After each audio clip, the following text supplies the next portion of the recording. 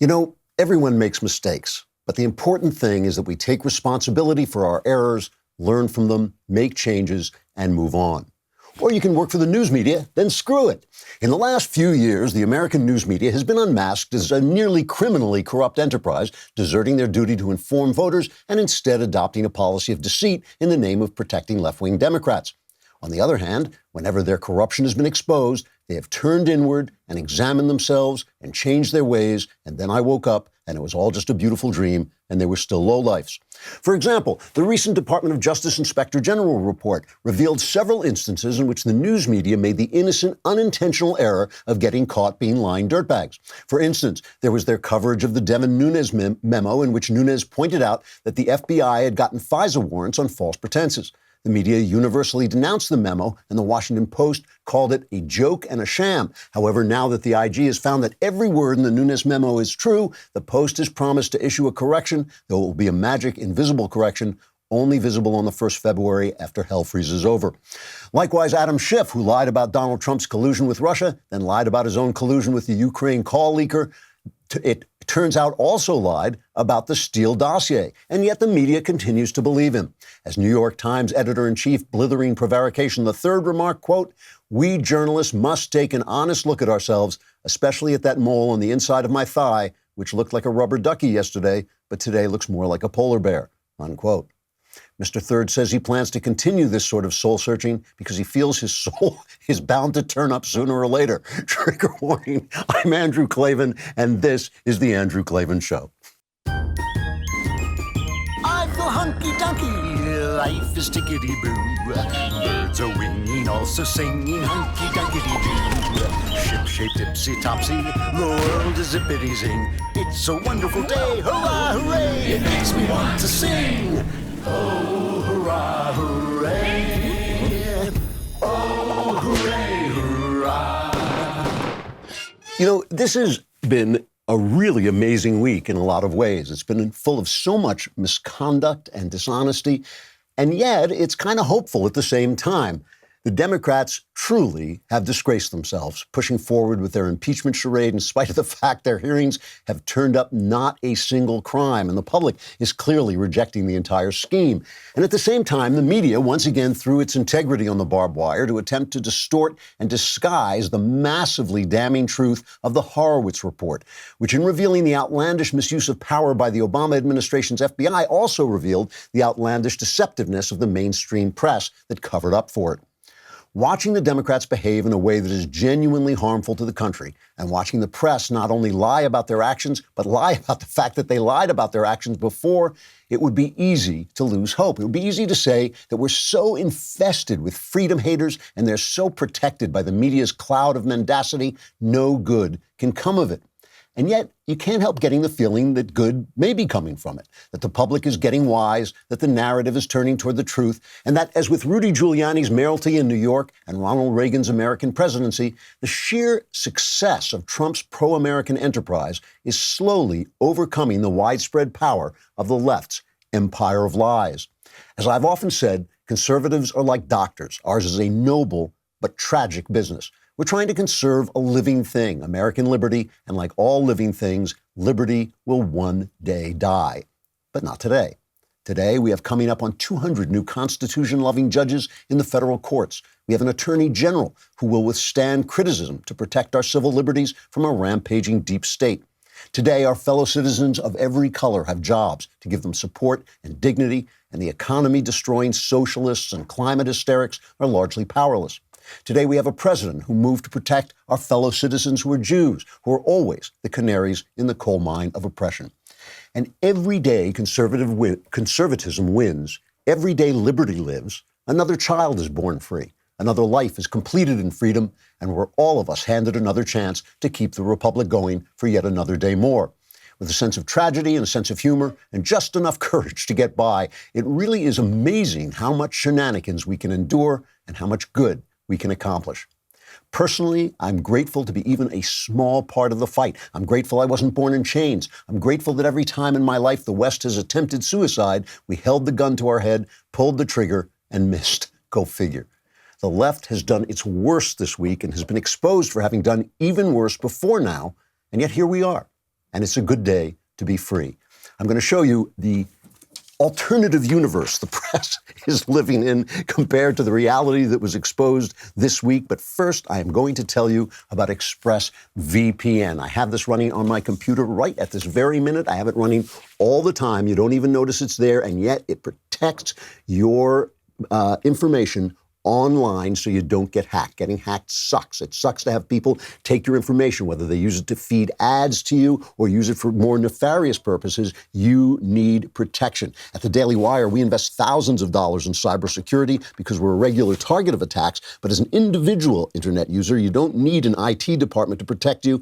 All you need is ExpressVPN. And you might be thinking that security threats don't affect you personally, but that's the wrong way to think about it. Not using ExpressVPN is like leaving your front door unlocked every time you go out. One of the easiest ways to secure your internet data is with ExpressVPN. You click one button on your computer or smartphone and you're protected. My question is, why haven't you gotten ExpressVPN yet? Visit my special link right now, expressvpn.com/Klavan, and get an extra 3 months of ExpressVPN for free. That's an extra 3 months, and you can protect your internet today with the VPN I trust to keep my data safe. Go to expressvpn.com/Klavan to get started. You know how to spell VPN, but how do you spell Klavan? Klavan. There are no E's in Klavan. There are no E's in Klavan. That's right. I just make it look easy. I don't even know if I make it look easy, but there are no E's in Klavan. Another Kingdom comes out tomorrow for subscribers. So subscribe. You want to subscribe, and then you will get it early, and that will shorten the Klavanless weekend by one day. This, by the way, is the greatest episode yet. No kidding. I listened to it yesterday. It is amazing. The sound on it is amazing. The music is absolutely beautiful. It is an incredibly exciting, and even Michael Knowles does a satisfactory job in delivering it. It really is terrific, and everybody can get it Monday, but if you subscribe, it's available tomorrow.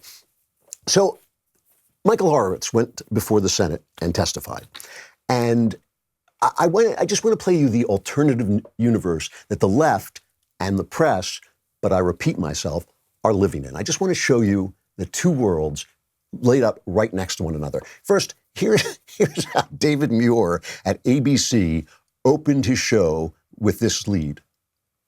Now to the battle on Capitol Hill tonight over the report on the Russia investigation that determined no deep state, no spying on the Trump campaign.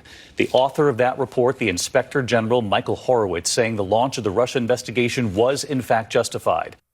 All right, so that's the ABC lead, and he did get into some of the malfeasance and things like this. But here is Horowitz being questioned first by Patrick Leahy, a Democrat, and then I think by Lindsey Graham, a Republican. Is it correct that you found no evidence that the investigation was motivated by anti-Trump or political bias? Is that correct? We found no evidence that the initiation of the investigation was motivated by political bias. It gets murkier. The question gets more challenging, Senator, when you get to the FISA and when you get to the attorney's actions, for example, in connection with that FISA. Right. Did they have a duty to report to their supervisors and eventually to the court exculpatory information? Absolutely. They did not. They did not. Why? That's the question I can't specifically answer for you. Can you say it wasn't because of political bias? On decisions regarding those FISA matters, I do not know their state of mind at this point. So David Muir, no spying, no deep state. Horowitz, I don't know, a lot of mistakes. I don't know what they were up to. He is saying, essentially, information came in that justified starting an investigation, but pretty soon afterwards, not so much. Let's listen. This is the guy who's now become my favorite American, because I'm here to be entertained. I love to laugh my way through the fall of the Republic. James Comey is now the funniest man in America. It used to be Louis C.K., it is now James Comey. James Comey has been called dangerous by Michael Horowitz. Michael Horowitz recommended that he be prosecuted, and every time he does this, Comey goes on TV, vindicated. Look at this, I'm vindicated. You just think wait, they just said you should be arrested. They just said you were dangerous. They just said you were insubordinate. I'm vindicated. So here, let us see if he is vindicated. Here is what he said about the FISA process. Now remember, this is the process where they got the warrant to spy on Americans. on a Carter Page, who they said was a Russian spy, who they knew was spying for us against the Russians. This is how the FISA process, how they got the warrant to spy on Americans. Here is Comey talking about that beforehand. I have total confidence that the FISA process was followed and that the entire case was handled in a thoughtful, responsible way by DOJ and the FBI.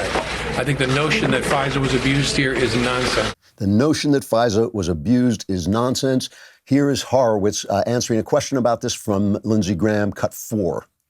What I want you to know is that in January 2017, the whole foundation for surveilling Carter Page collapses. Exculpatory information is ignored.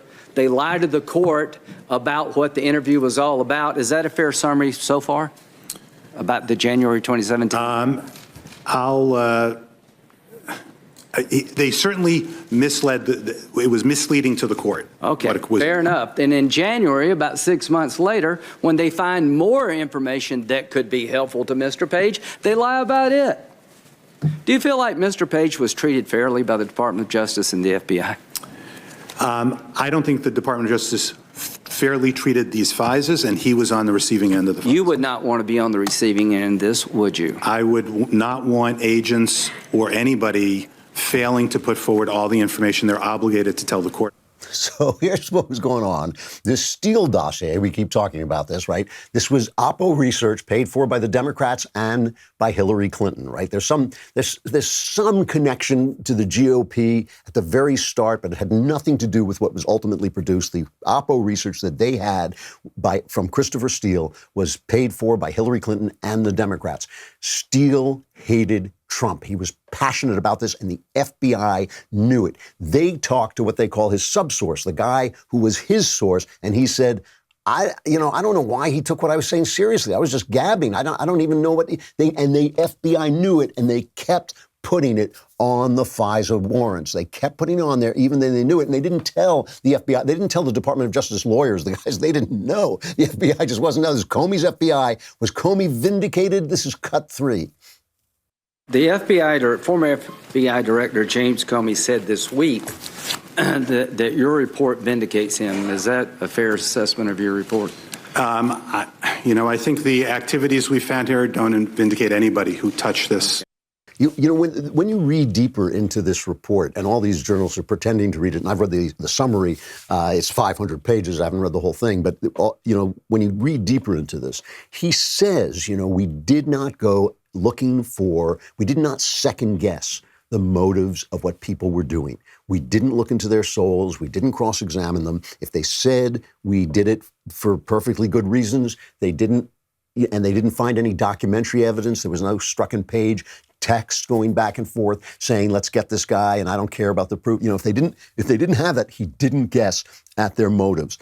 The fact that there were these 17 incredible he calls them, I don't know what he calls them, errors and omissions. I mean, they're obvious lies, they're obvious deceit, and if they're errors, they're all errors on one side. They're all errors of one side. Later on in the show, I'm going to talk about this movie, Richard Jewell, which I've seen.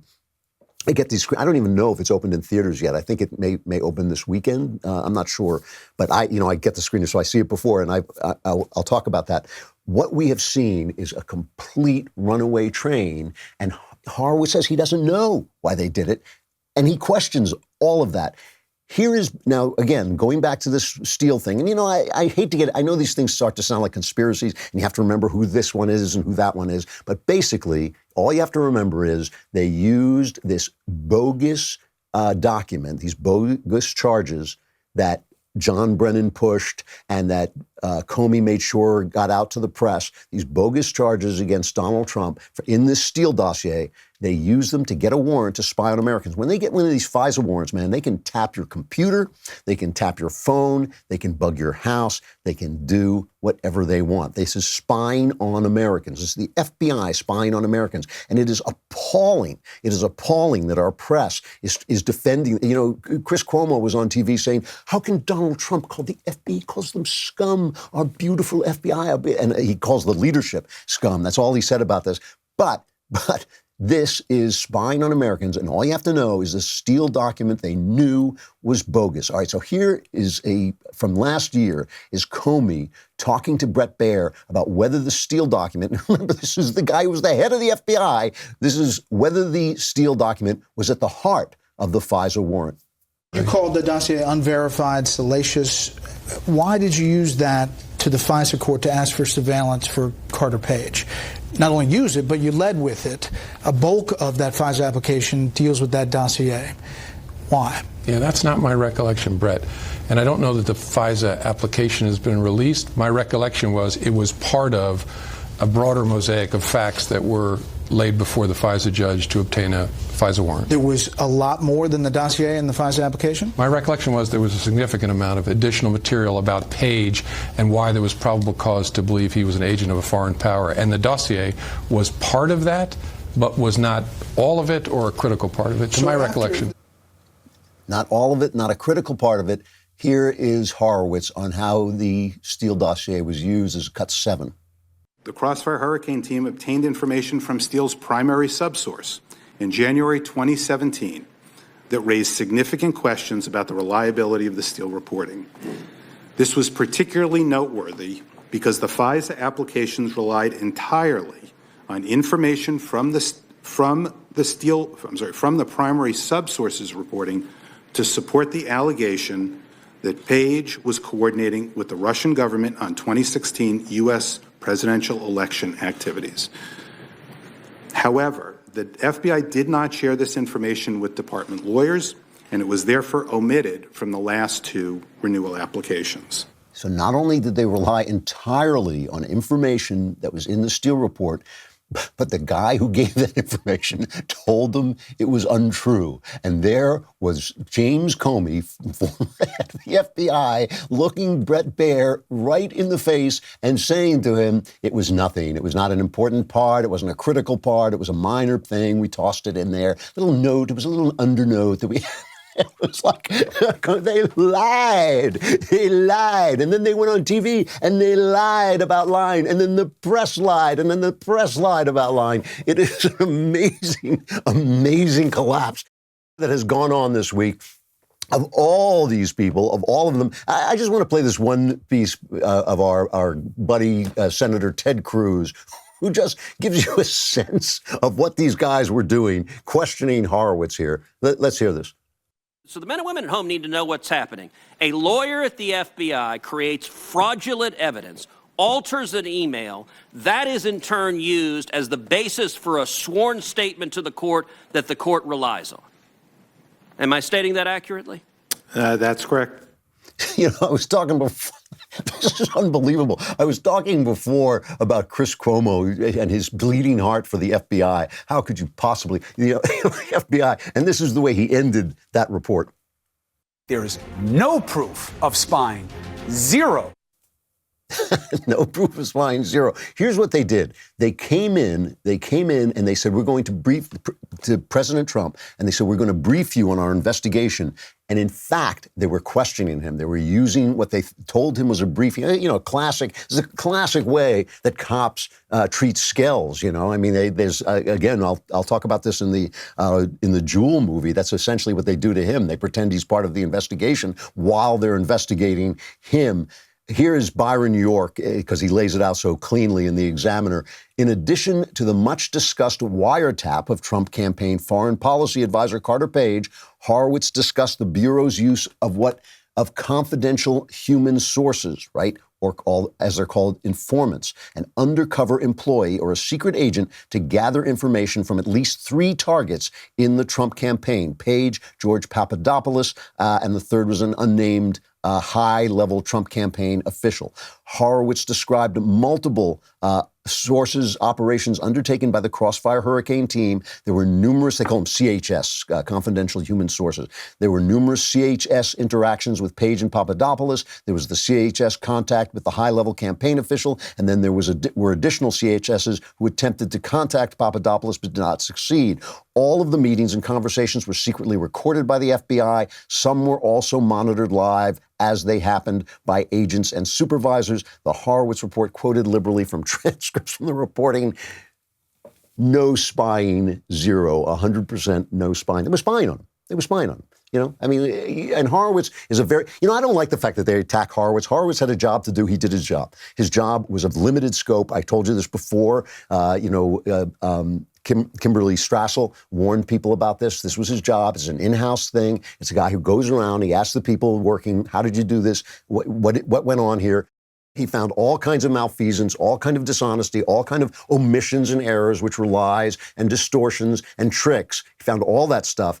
He's not testifying as to the motives. He says he doesn't know what their motives were. Yes, they had, he talks about a quantum. They had a quantum of motivation to start the investigation, where he says the bar is way too low and needs to be overseen. There needs to be oversight and it needs to be changed. He says it was way too low when it threatens your constitutional rights, the First Amendment. But it did fulfill that quantum of motivation. So he can't say anything about that because he's not talking about motivations. But after that, it was party time. After that, it was like, what did Ted Cruz said? He said they were trying to be Jason Bourne, but they were Beavis and Butthead. And that's essentially what it was. I'm going to end this segment and go on to talk about the impeachment nonsense. But first, let me end it with Attorney General Bill Barr, because all you are hearing from the press, these liars, these people who have lied and lied and lied, who are lying now and lying about the fact that they lied. They're lying about having lied at this point. And this is ABC and CBS and NBC. They're all doing it. They are all lying. And these are the people who covered up Jeffrey Epstein. These are people who are virtually a criminal enterprise. Our news media is virtually a criminal enterprise. All of them are now trying to tar Bill Barr because they know his investigator Durham is coming down the track like a freight train and is about to run right over them. And for that investigation, I think we have good reason to suspect that we are going to learn a lot more and learn a lot about their motives. And here is what Barr had to say. I think he sums it up.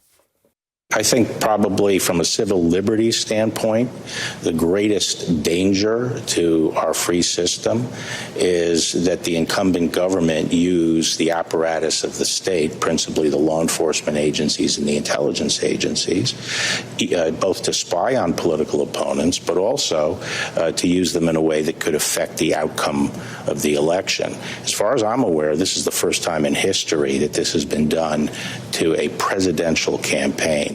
What's so yeah. Obama out is right. That is Obama. I mean, that is, you know, he not only used the IRS in one election, we know he used the IRS to silence the Tea Party in one election. He used the FBI to investigate an opponent in another election. That is your left. That is your press. That's who they are. That's what they do. That and now they're lying about it and they're covering it up, but it is what they do. And it's an amazing thing. It is all coming out. And you just have to hope that people know. You know, I mean, sometimes you get so frustrated. You think like, wow, they put up this fog of lies. ABC, NBC, the New York Times, Washington Post, all of it putting out this fog of lies. Will the people see through it? I think they will. This impeachment thing is I mean, you can tell by the way they're handling this impeachment, they're trying to get through it so fast, because it's like a slimy hot potato. It's not just a hot potato, it's a slimy hot potato. They can't wait to get this thing out of their hands. They haven't found a single crime. They are making up crimes. You know, the Wall Street Journal called it the incredible shrinking impeachment. And they said at least with Andrew Johnson, when he was impeached for violating a specific statute, the Tenure of Office Act, by firing Edward Stanton as Secretary of War. There was wide agreement that Richard Nixon and Bill Clinton violated criminal statutes. In this case, Democrats don't even try to allege a criminal act. And they have these things. They say, this is the Wall Street Journal. Whatever happened to bribery and extortion? Democrats spent weeks talking them up as the crimes of Mr. Trump's Ukraine interventions. They had turned to those words after focus groups with voters found them more compelling than quid pro quo. Yet suddenly they're gone. Have Democrats concluded that Mr. Trump's actions aren't illegal under statutes that have specific meaning? So they come up with this thing, abuse of power, which could mean anything in the world. I mean, every president abuses his power in some way. And the other one is obstruction of Congress. And I love that one because what they're saying about it is that he wouldn't comply with their demands and they wouldn't take him to court, which is the way it works. Remember, that's the separation of powers. The president doesn't work for Congress. The president is an entire other center of power. He is not responsible to them. When they have the right to call him, he can go to the court and say, no, they're violating my executive privilege or whatever argument he wants to make. And if it goes up to the Supreme Court and the court says, nope, you got to comply, you got to go and testify, you got to send your papers over, and that has happened in history, in American history, happened to Nixon. If they do that, then he's got to show up. But they haven't done it. They're essentially saying he wouldn't play along with their charade. It was like we gave a party and he wouldn't come. It is absolutely incredible. Meanwhile, the White House Office of Management and Budget released a new legal memo on Wednesday indicating that the Trump administration's decision to temporarily hold military assistance to Ukraine was a routine practice and that the administration was reviewing whether Ukraine complied with U.S. policy. This is what this whole thing is about, right? That he didn't release this aid, lethal aid, that the Obama administration didn't send, right? The Obama administration sent those bubble wands that he had so they could blow those at the invading Russians. But Trump sent the missiles and sniper rifles, okay? But it was held up as a routine matter. The memo indicated that the decision to withhold the aid was not a political action to block Congress's spending decisions. The office first began discussing the aid on June 19th, the day President Trump learned of the aid from an article in the Washington Examiner and questioned the wisdom of the spending. This is the Washington Post reporting where democracy dies in blithering stupidity. That move sent aides scrambling, according to a senior administration official who spoke on the condition of anonymity, to share internal conversations. In other words, Trump read in the paper that we were sending this over this aid, and he said, should we be doing this? And so they took a look at it. It was a routine delay. Why are they doing this? And why the rush? Why the rush? Jerry Nadler tells you exactly why the rush. What is the risk if we do not act? Over the past 94 days since the House investigation began, indeed over the last 3 years, one indisputable truth has emerged. If we do not respond to President Trump's abuses of power, the abuses will continue. We cannot rely on an election to solve our problems when the president threatens the very integrity of that election. Nor can we sit on our hands while the president undermines our national security and while he allows his personal interests and the interests of our adversary, Russia, to advance. The president's personal lawyer was in Ukraine again just last week. That was not 3 years ago. That was not 3 months ago. That was Saturday. President Trump's continuing abuses of power jeopardize our security and our elections. The threat is urgent. If we do not act now, what happens next will be our responsibility as well as his. Why the you lying? Why you always lying? Now that we added that extra part, he didn't actually burst into song, but you know, he says we can't trust an election to solve our problems. And Adam Schiff said the same thing. We can't trust an election. Why? Because Trump colluded with the Russians in the last election, and he'll do it again. But we know Trump didn't collude with the Russians. We know this. They just are so used to having a press lie for them. They are so used to having the press lie for them. And you know, back in the day, like when I was a kid, when we had 3 television stations and Walter Cronkite would end his news program, he was the big news guy on CBS, and he would end his news program, that's the way it is, and that's the way it is. And we thought, that must be the way it is, right? He was famous for this. He was famous for being, they called him Uncle Walter. He was the most trusted person in America.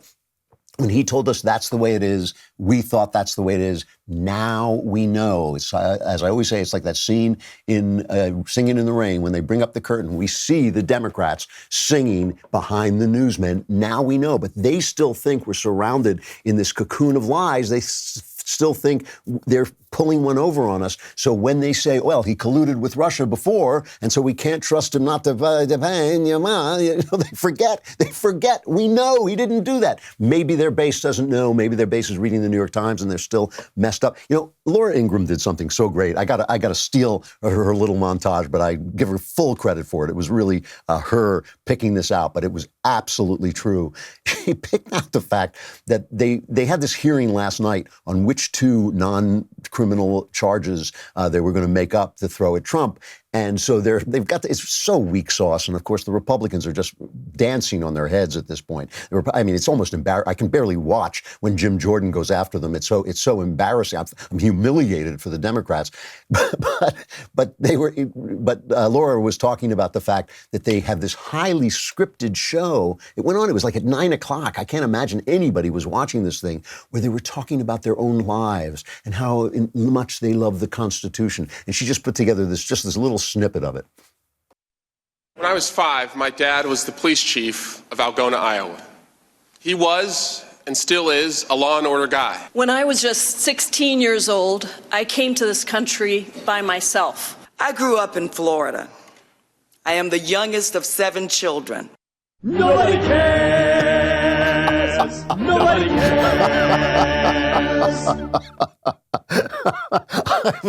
I couldn't have said it better myself, and I couldn't have sung it. That's exactly what I was going to say.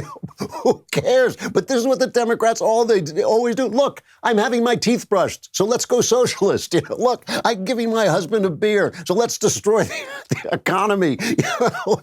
Look at me. I'm skateboarding. Let's hate America because it's racist. It is just amazing how stupid they think we are. It is wonderful, wonderful, wonderful how stupid. I'm always worried that Trump's affect is going to alienate people. And it obviously does alienate people. It obviously alienates women. He's got this economy that's going through the roof. You want a job, it's yours. We're going to need illegal immigrants if he keeps it up. We've already got like 1 million jobs open with nobody to fill them.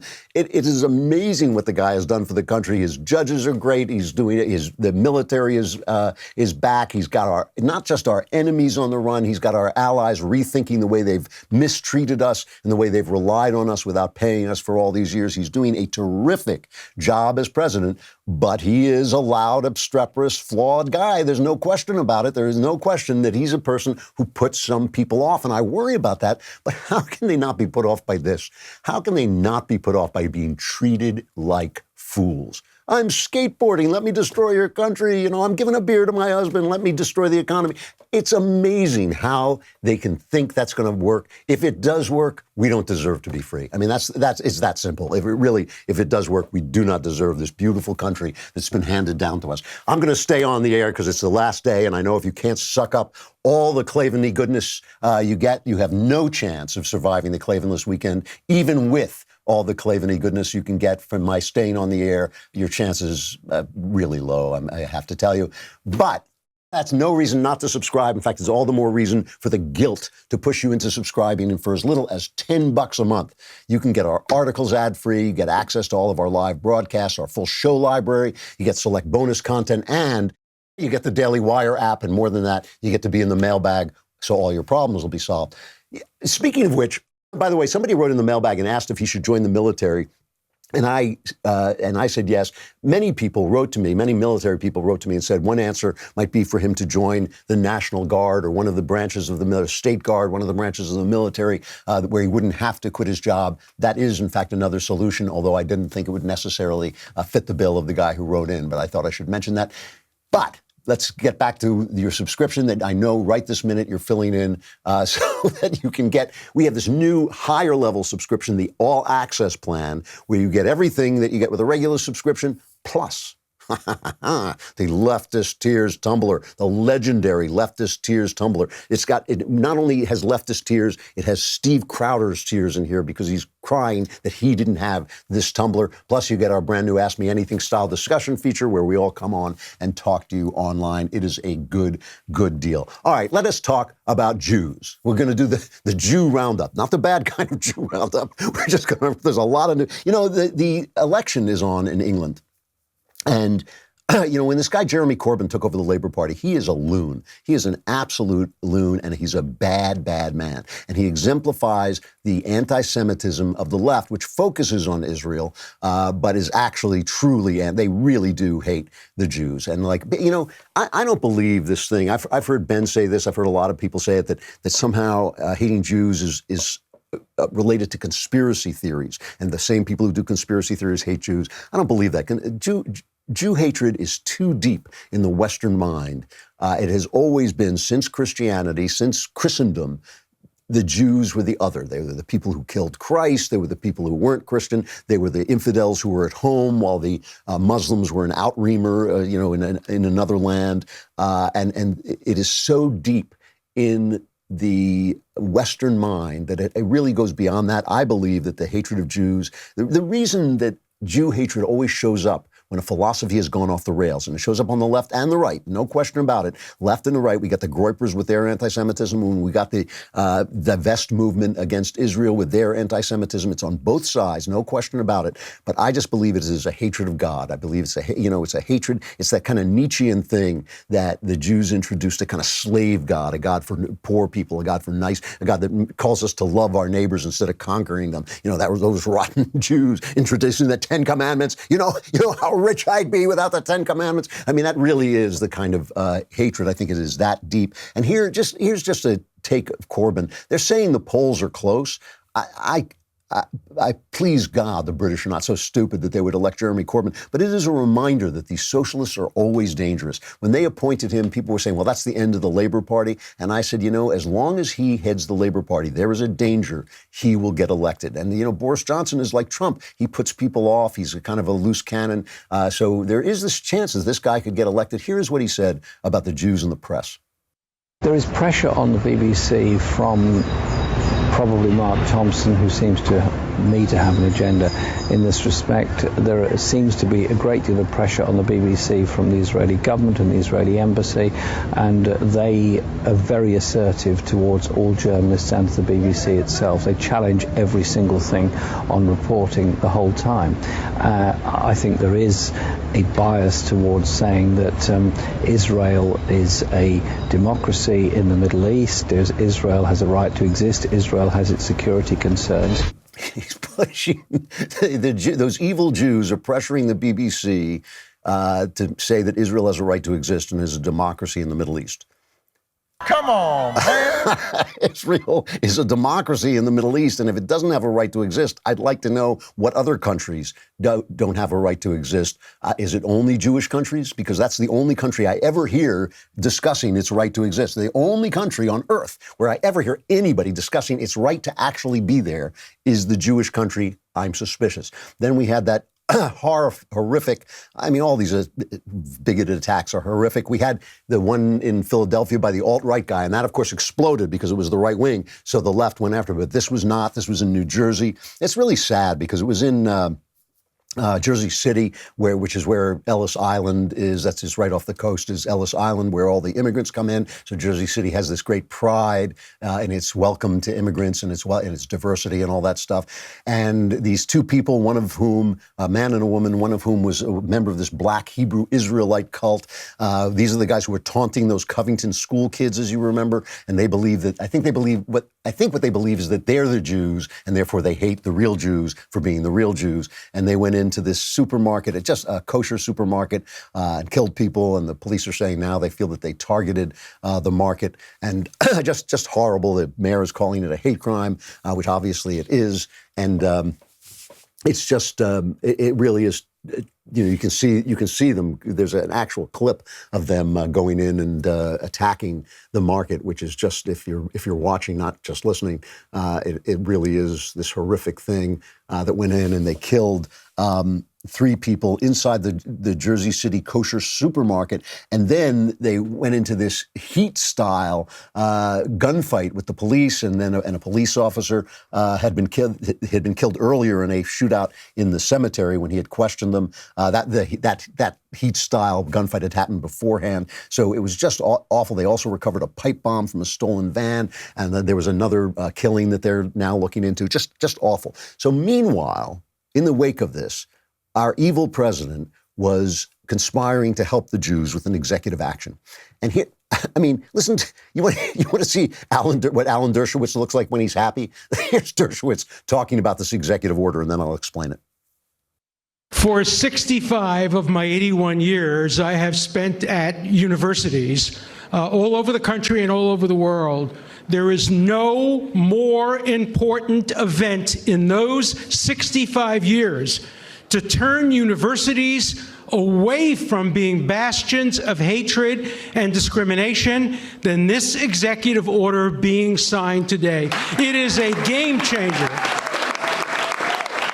It will go down in history as one of the most important events in the 2,000-year battle against anti-Semitism. Thank you, Mr. President. You did a great, great job. The people who helped you do this did a great, great job, and you will be remembered by history for all time for having signed this very important order. Thank you. Okay, here's what this thing says, right? Is all it says. There's a Title VI of the Civil Rights Act of 1964 says you can withhold federal money from schools that discriminate on racial grounds. And all it says is if they discriminate, if there are discriminatory actions against Jews based on the way they look or based on things that might be because of their nationality, these guys will be risking their federal dollars. So what it does is it's basically saying, we are watching you, lousy universities, with your stupid divestment policies that stir up anti-Semitism, that make Jewish kids on American campuses, God help us, make Jewish kids on American campuses afraid because there's violence against them, there's mobs that surround them and people scream at them. We're watching you, and you will lose your federal funding if you let that go on. That's all it does. It doesn't declare that Jews are a nationality. It doesn't do any of that stuff. And so the left says, this is anti-Semitic in itself. This is a terrible thing. All it does is protect the Jews. And why they don't like it is because it hampers this divestment, this hatred of Israel movement, which stirs up and is always underpinned by anti-Semitism. It always is. I mean, it's always the Muslim kids who are doing this, and it's always the leftists who hate the Jews and hate Israel. It has always got that element of anti-Semitism. There's nothing wrong with criticizing Israel. There's nothing wrong with disliking Israel. If you dislike the country for being too free or whatever it is, for being too beautiful, too free, too healthy, too wealthy, I don't know what it is. But when this becomes a problem for Jewish students on American campuses, the feds are watching. Good for Trump. Dershowitz is right. It was the right thing to do. It was a good thing to do. And the fact that the left is criticizing it is absolutely shameful. Let me have a final reflection by talking about Richard Jewell, Clint Eastwood's new movie about this guy who was a security guard who was working for AT&T in Centennial Olympic Park during the Olympics in Atlanta, and he found a bomb, and he kept insisting we should look at this package. He alerted law enforcement, and he saved lives. And soon the FBI began to suspect him and leaked the story to the Atlantic Journal, to the Atlanta newspaper, whose name just went out of my head, but I'll find it. And it then became the key suspect. And for 3 months, the press basically convicted him. The Atlanta Journal-Constitution. Here is the trailer from this. Let's get a new tape going. All right, Richard, here's what we're going to do. We need a voice exemplar. I want you to say into this phone, there's a bomb in Centennial Park. You have 30 minutes.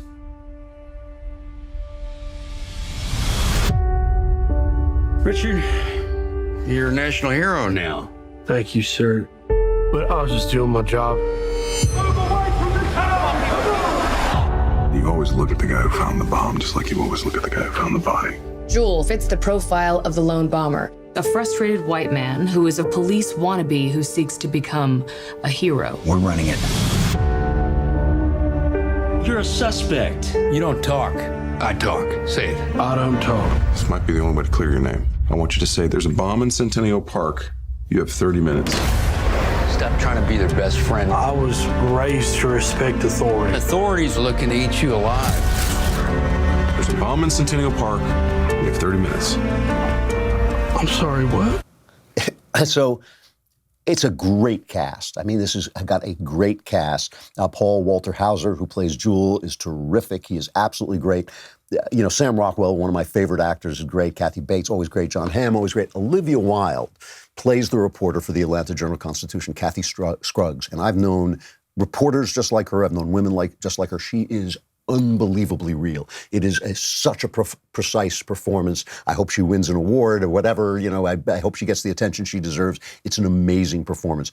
The Journal-Constitution is complaining about it because she sleeps with the FBI agent. Some people are saying they're not sure whether she slept or suggests it. In the version I saw, unless he's edited it since then, she sleeps with him. There's no sex scene, but he says, "Are we doing this?" And she says, "Yes." And they leave the bar. And so she sleeps with the FBI agent to get information out of him, to get the name of this guy, and then they crucify him as they did in real life. Now, here's the thing I want to just bring up. The critics some of them haven't even seen this yet, but some of them have, and they're going nuts. They're attacking this. And here's the Philadelphia Inquirer calls it the movie we don't need right now. We don't need Clint, we don't need this movie right now. At some point, he says, during those 2 hours in the dark watching the movie, he says, at some point, I began to wonder if I'd made a wrong turn. Was I really in a Philadelphia multiplex, or had I wound up at President Trump's lie-larded Hershey rally taking place at exactly the same time? The Daily Beast says the filmmaker channels Trump talking points. And here's the thing that gets me about this. A lot of them say this. A lot of them say it's a pro-Trump film. The film is a true story. It shows the FBI working to destroy a guy without sufficient evidence. It shows the press lying, working to destroy a guy without sufficient evidence, losing control of itself, and just going after a story that doesn't exist. That's what it shows. There's no Donald Trump in there. There's no Donald Trump. So why did they see Donald Trump? Why did they feel this was a Trump talking point? Oh, yeah, because it's happening now. Clint Eastwood doesn't say that. They're saying it. Why does it? If that's not happening now, why is showing it happening then bring Trump to their mind? Obviously, they know it's true. It is just amazing. It is just amazing that our press can be as dirty as they are, as corrupt as they are, as dishonest as they are, and never take responsibility for themselves. But as I said at the beginning of the show, they are losing their power. The lies are undercutting them. The truth is coming out. It is an amazing time to be alive. It is a great time to be alive. And as always, it's a great day to be free. Unfortunately, it's your last one because here comes the Klavanless weekend. You're doomed. But survivors, gather here on Monday. I'm Andrew Klavan. This is The Andrew Klavan Show.